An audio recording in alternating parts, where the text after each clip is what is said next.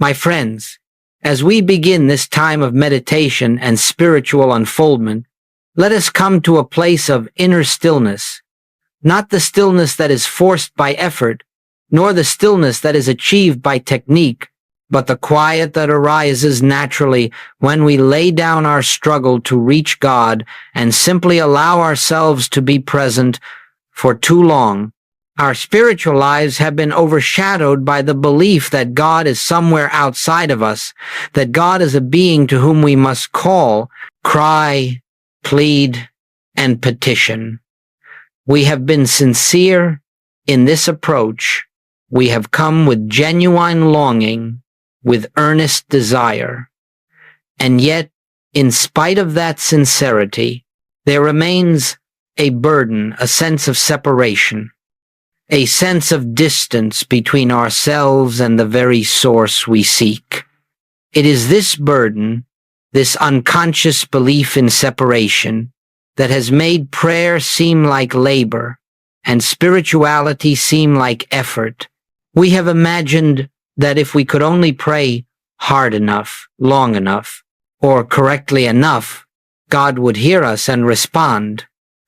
But you see, the moment we believe that God is someone who must be awakened to our need, we have already stepped outside the kingdom. We have already accepted the central illusion that God is there and we are here, and between the two lies a distance to be crossed. Today, we enter a different kind of prayer, not the prayer that seeks to reach God, but the prayer that recognizes God as the very life of our being. A prayer that does not attempt to draw God nearer, because God has never been distant. A prayer that does not ask for things, because the infinite, being infinite, withholds nothing.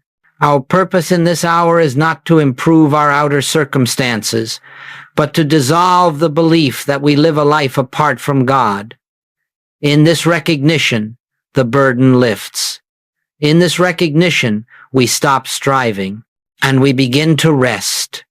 So let us move gently, without haste, into the understanding that spiritual living does not begin with reaching outward, but with awakening inward. Here, within ourselves, behind the thoughts, behind the fears, behind the human sense of identity, is the presence that has been our life from the beginning. To discover this is the beginning of true prayer and the end of the long attempt to make God give us the things we believe we lack. As we move deeper, let us look gently and honestly at why so much of what we call prayer seems to fall short of its promise. It is not that God withholds. It is not that God sometimes answers and sometimes refuses. The infinite cannot give in portions, for the infinite is whole, complete, and indivisible. The problem lies not in God's response, but in the premise from which we pray. When we pray for things, whether it be healing, supply, harmony, or peace, we are silently affirming that these things are absent. We are declaring, without realizing it, I stand outside the fullness of God, and I must persuade God to bring me into it. The very request affirms the very lack, and so the prayer begins, not from truth, but from illusion. Consider this. If we ask God for health, we are admitting a belief in a life separate from the one life that is God. If we ask for supply, we are accepting in our consciousness the possibility of lack in the infinite. If we ask for protection, we are affirming that there is something from which God's presence is not already our refuge. You see, the request itself is the barrier. The prayer built upon separation cannot reveal oneness, and the prayer built upon lack cannot reveal completeness. This does not mean that our needs are unimportant or that our struggles are unnoticed. It means that the way we approach them must be transformed. Every prayer of asking, no matter how devout, begins with the assumption that God is somewhere else and must be brought into our experience. But God is not brought anywhere. God is the very substance and activity of the consciousness that is listening at this moment. So long as we pray from the sense of a self apart from God, we will find our prayers circling the same concerns, the same fears, the same emergencies, and though temporary relief may appear, the deeper hunger remains unfulfilled. When we pray for things, we are working at the circumference, never touching the center. It is at the center where the sense of separation dissolves that true spiritual healing begins. The failure of petitionary prayer, then, is not a failure of God, nor a failure of faith. It is simply the natural consequence of beginning on the wrong premise. The mistake is not moral, it is metaphysical. When we start with separation, we end with struggle. When we begin with oneness, even before any appearance changes, we find peace, the peace that precedes and produces the harmony that follows. And so, before we ask for anything, let us pause. Let us recognize that the seeking itself may be rooted in the belief that God has yet to be found. Prayer fails, not because God is silent, but because we have prayed from a consciousness that has forgotten where God is, closer than breathing, nearer than hands and feet, the one life expressing as this life. Let us now turn to the great truth upon which all spiritual unfoldment rests. It is a truth so simple that the intellect overlooks it, and so profound that the heart, once awakened to it, is never the same. When the Master said, "I and the Father are one," he was not speaking as a man apart from other men. He was revealing the nature of reality itself. He was declaring the truth of his being, the truth of your being, the truth of all being. But notice what he did not say. He did not say, "I will become one with the Father," or "I am trying to be one with the Father." He did not say, "Through effort, discipline, or virtue, I shall one day attain union." No, he spoke from the quiet authority of spiritual fact. I and the Father are already one. Oneness is not the goal. It is the foundation. It is not the destination. It is the starting point. This oneness is not the union of two separate beings joining hands. It is the realization that there is only one being expressing as individual form. The I that Jesus referred to was not the personal sense of self, the carpenter's son, the teacher walking the hills of Galilee. The I was the infinite consciousness that appeared as that individual identity, the same consciousness appearing as you and as me. Therefore, when we speak of oneness, we are not uplifting the human personality. We are recognizing the divine essence behind the personality. To grasp this truth is to understand why praying for things has no place in spiritual living. If you and the Father are one, what could you lack?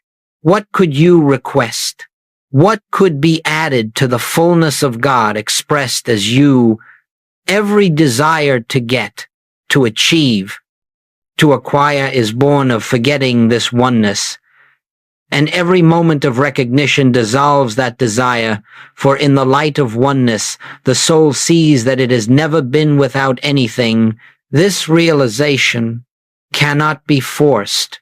It does not come through intellectual repetition or metaphysical argument. It dawns softly, gently, like a sunrise breaking through the mist of centuries-old belief. And when it dawns, even faintly, you feel a shift, an easing of the burden, a dissolving of the fear, a quiet assurance that requires no evidence and seeks no validation. To accept I and the Father are one is to step out of the mental picture of yourself as a separate being striving to reach God.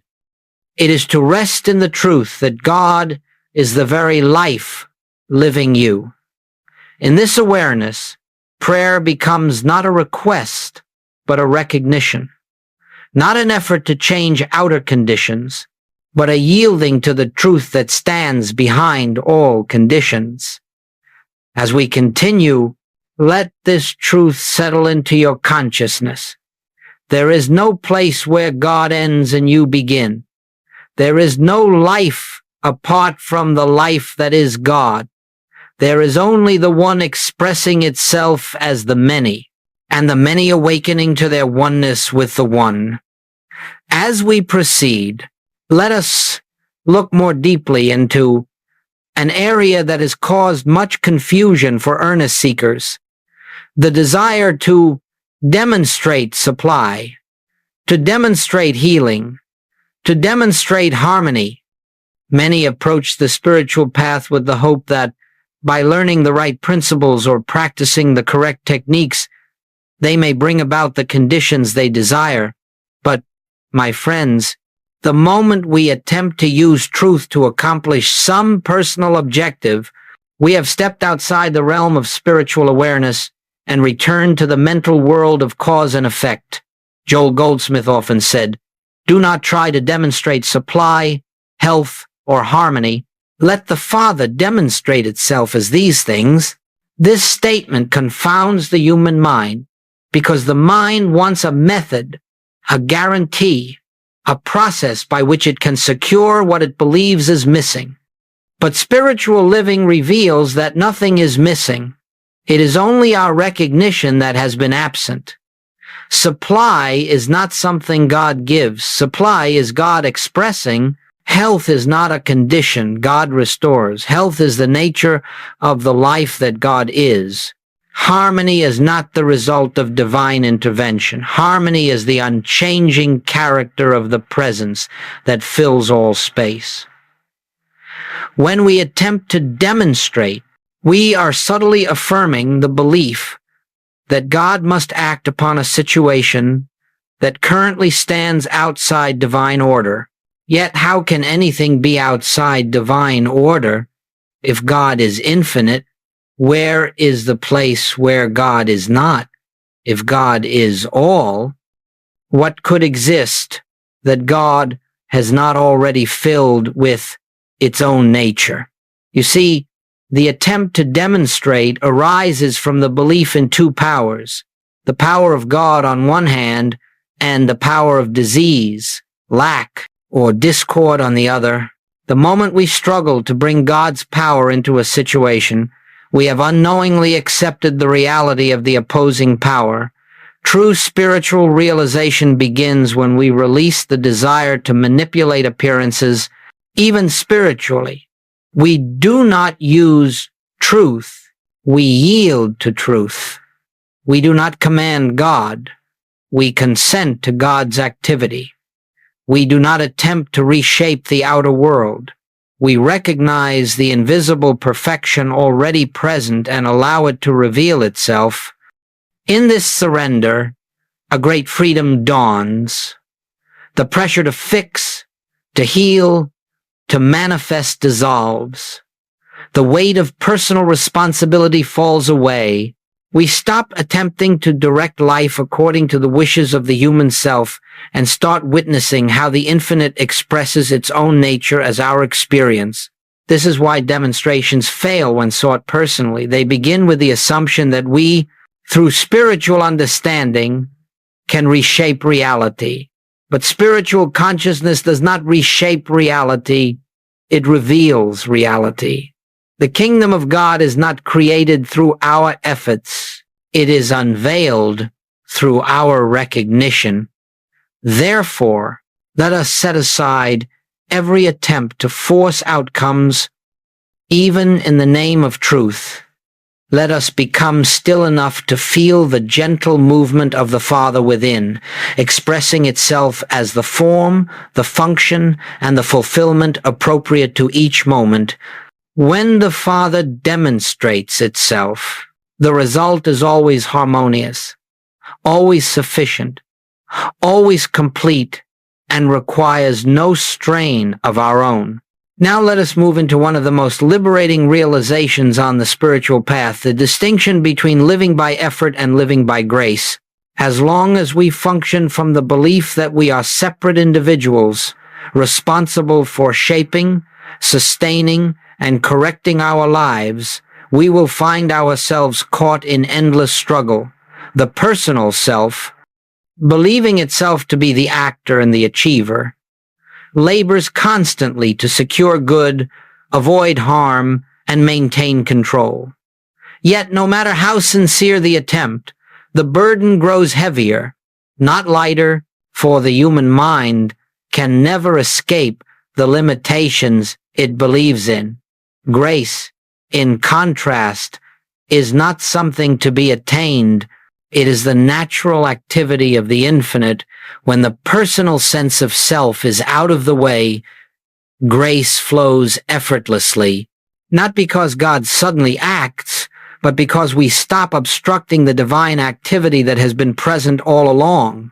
The Father's life is forever expressing itself, but it appears as struggle when filtered through the belief in personal responsibility, and it appears as harmony when recognized as the only life there is.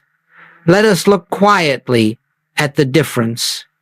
Effort asks, "What must I do to make this right?" Grace whispers, "Be still and let the truth reveal itself." Effort analyzes, plans, calculates, and fears the consequences of choosing wrongly. Grace unfolds with an inner assurance that does not depend on reason. Effort prays to bring God into the situation. Grace knows that God is the situation, its substance, its intelligence, its life. The one who lives by effort attempts to direct the course of events.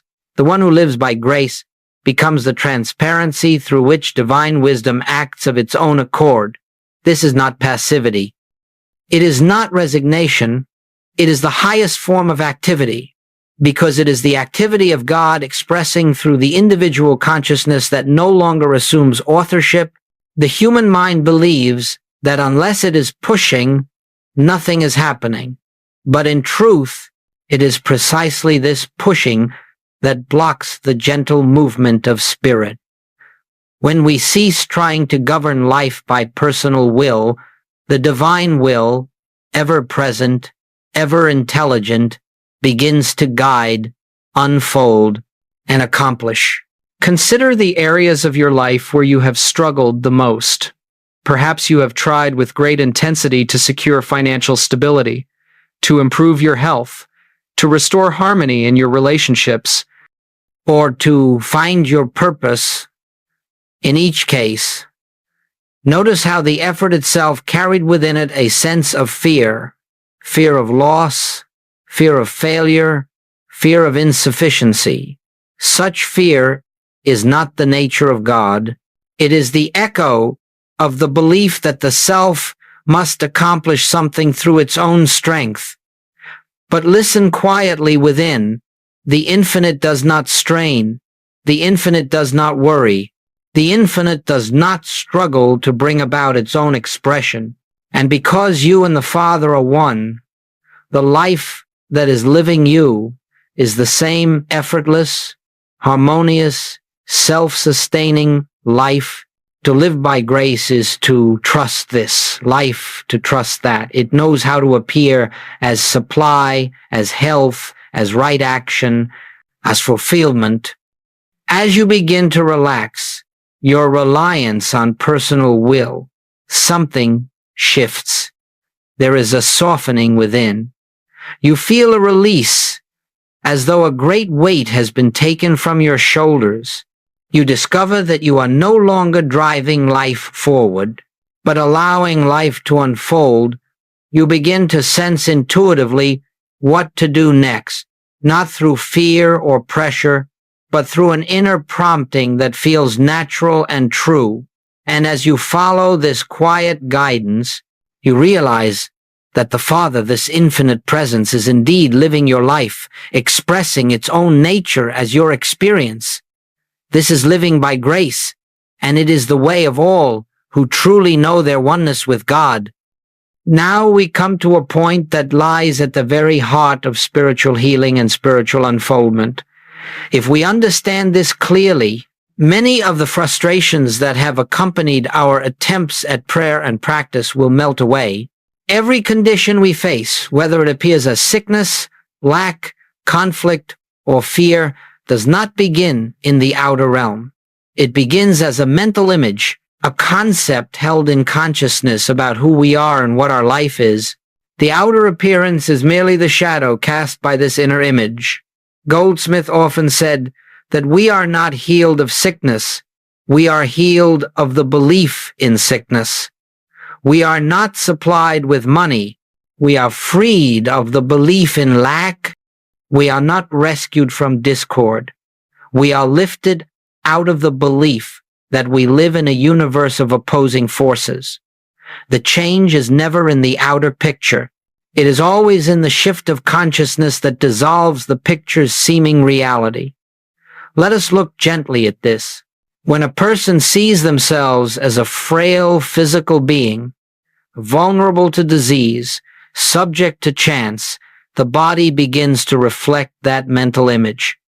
When one sees themselves as a separate self, responsible for producing their own good, the outer world mirrors the burden of that belief, struggle, anxiety, insecurity.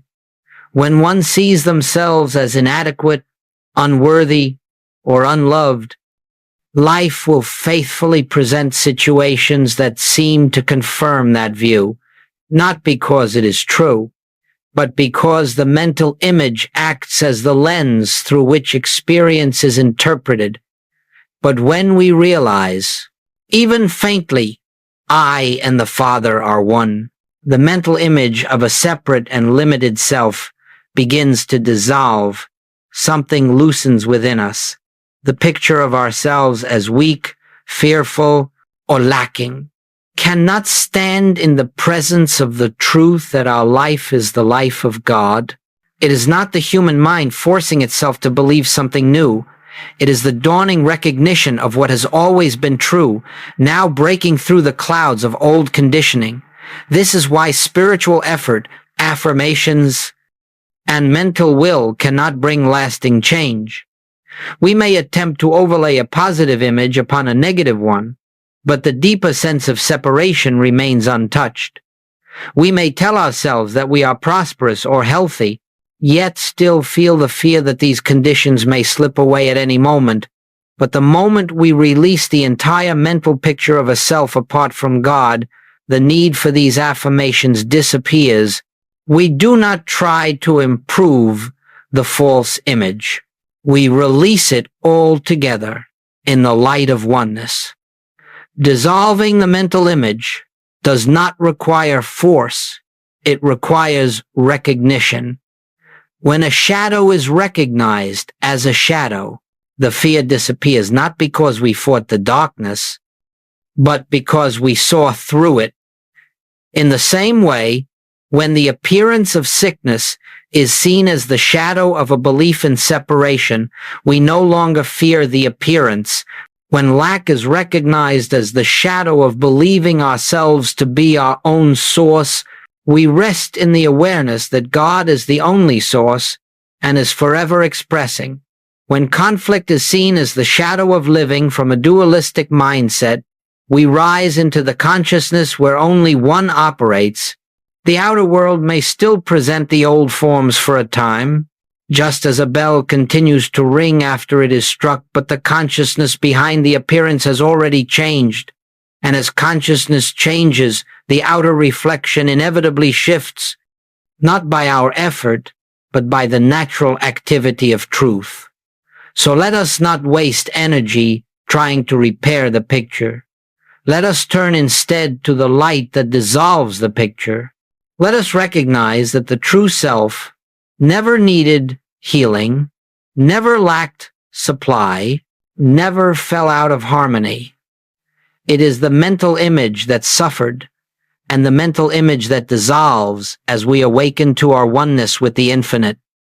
This inner shift, quiet, gentle, unnoticed by the world is the beginning of freedom. Now that we understand the nature of the mental image and its dissolution, let us turn to what may be called the living of truth, the quiet, continuous recognition of our oneness with the infinite throughout the day. Spiritual understanding does not remain in the realm of theory. It must become a living awareness, present in the small moments as well as in the great ones. And this awareness does not come through effort or discipline. It unfolds naturally when we turn gently, again and again, to the truth of our being. In the morning, before thought has gathered its momentum, there is a precious moment of openness. In that moment, let us not begin the day by asking for guidance, protection, or supply, for the Father has already gone before us. Instead, we rest for a few breaths in the simple recognition that I and the Father are one.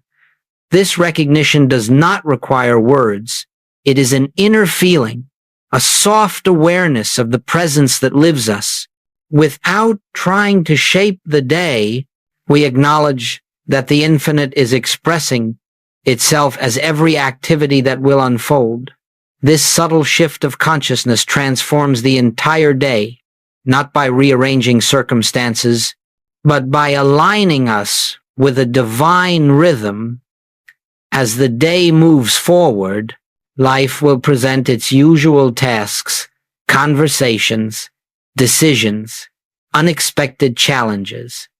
In these moments, the human mind wants to take over, to react, to defend, to control. It is precisely here that the practice of recognition becomes the bridge between truth and experience.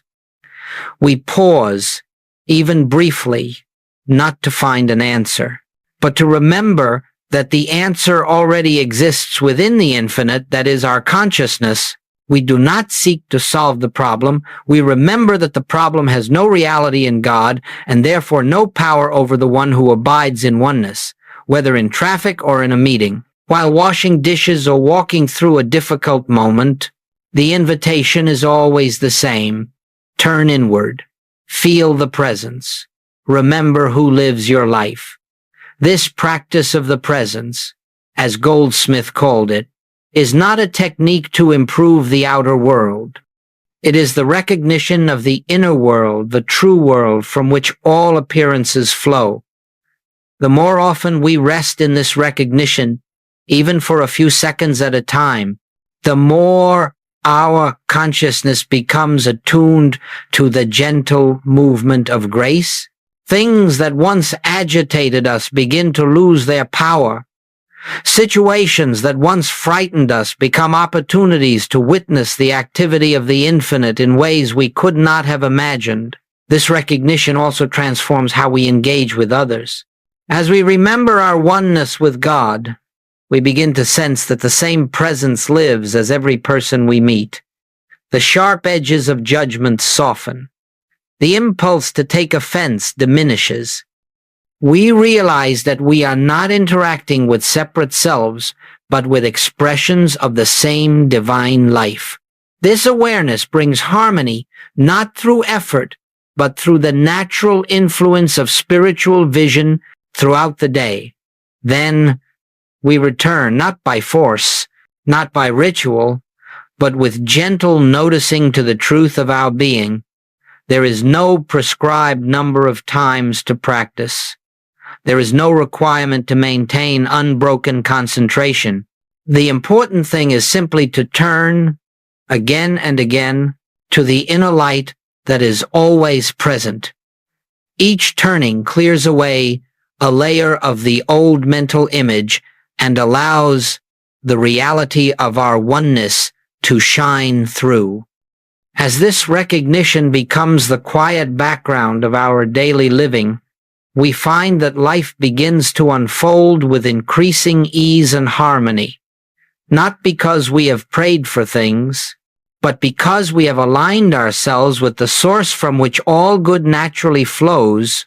As we move further into this truth, we begin to sense that spiritual living is not something we do, but something we permit. Life, when rightly understood, is not the personal endeavor of an isolated self. It is the continuous outpouring of the infinite, expressing its own nature in infinite forms. The human sense of life imagines that it must direct, govern, and control its experience. But the spiritual sense of life recognizes that there is a divine rhythm, an inner movement, already established, already complete, and that our role is simply to allow it to reveal itself. This unfoldment is gentle. It does not announce itself with fanfare or dramatic signs. It comes quietly, like the dawning of light at daybreak. At first, we may not notice that anything has changed. The outer conditions may appear the same, the responsibilities unchanged, the circumstances familiar. Yet within, there is a subtle shift. The desire to hurry diminishes. The need to force outcomes loosens.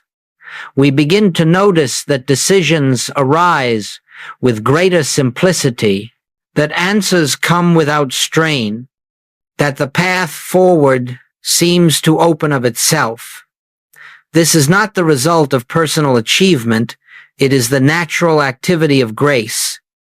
When we no longer insist on directing life from the standpoint of the personal mind, we make space for the infinite to act, and as the infinite acts, it expresses its own intelligence as our intuition, its own abundance as our supply, its own harmony as our relationships, its own peace as our emotional landscape.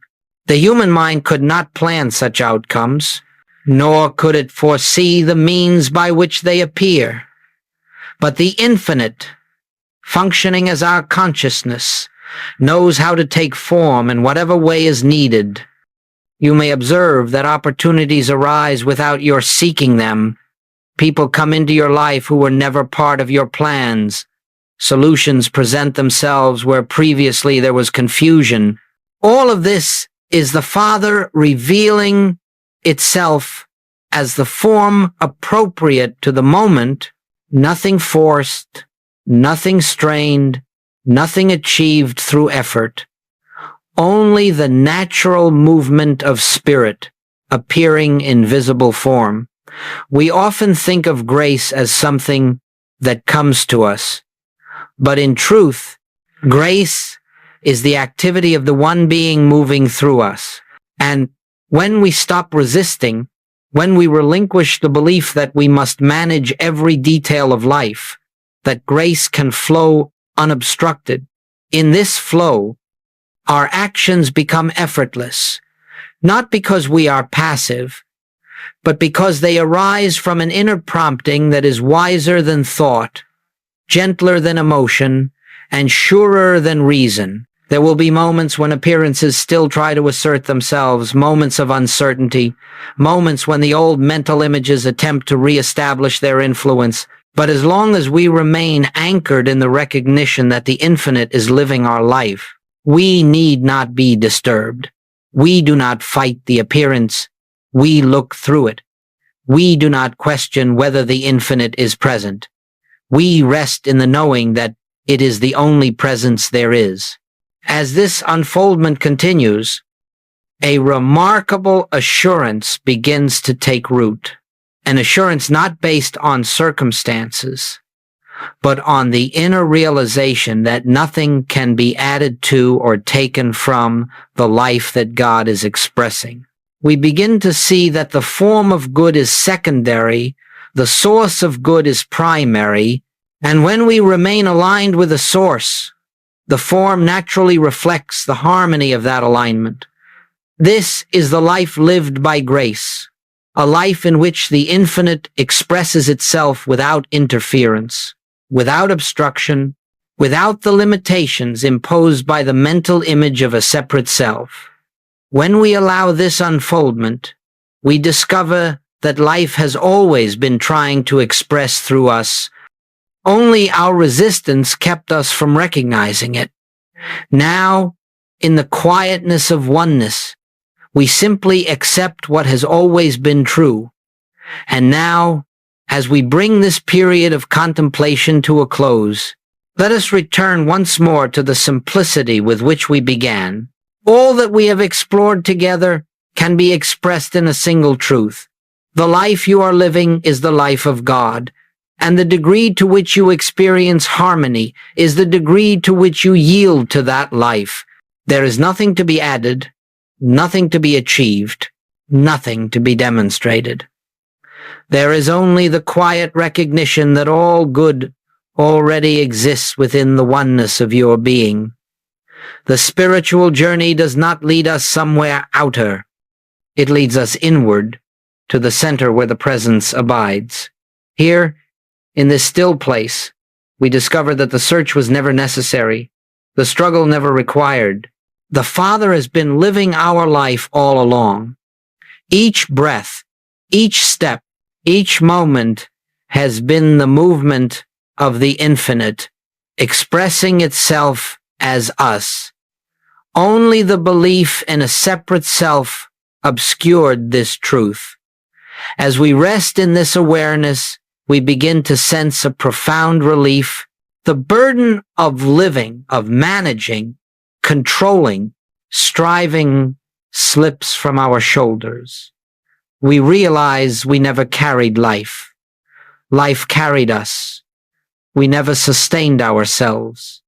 The infinite sustained us.